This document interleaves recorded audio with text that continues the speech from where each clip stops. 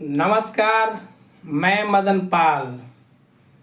देखिए, बड़ी सौभाग्य की बात है कि इस पावन पर होली के शुभ अवसर पर हमारे योगी बाबा जी विदेश से भ्रमण कर रहे हैं।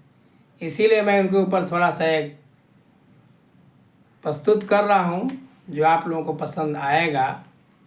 लीजिए, प्रस्तुत है। अरे बाबा जी गइले विदेश, मोदी जी साथ दिए। अरे बाबा जी गइले विदेश, मोदी जी साथ दिए। साथ दिए हो साथ दिए, साथ दिए हो साथ दिए। अरे बाबा जी गइले विदेश, मोदी जी साथ दिए। अरे बाबा जी गइले विदेश, मोदी जी साथ दिए। पहले पहुँचे सिंगापुर में, पहले पहुँचे सिंगापुर में। सिंगापुर में हो सिंगापुर में, पहले पहुँचे सिंगापुर में। अरे तोहफा मिला निवेश, मोदी जी साथ दिए। अरे मिला तोहफा निवेश, मोदी जी साथ दिए। अरे बाबा जी गइलन विदेश, मोदी जी साथ दिए।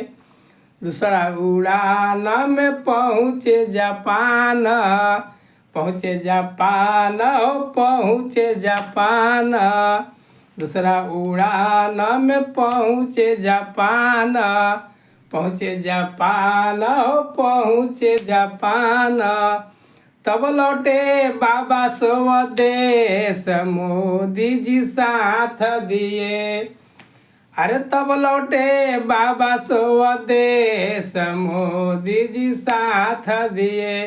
अरे बाबा जी गइले विदेश, मोदी जी साथ दिए। साथ दिए हो साथ दिए। अरे बाबा जी गइले विदेश, मोदी जी साथ दिए। अरे बाबा जी गइले विदेश, मोदी जी साथ दिए। अरे योगी बाबा गइले विदेश, मोदी जी साथ दिए।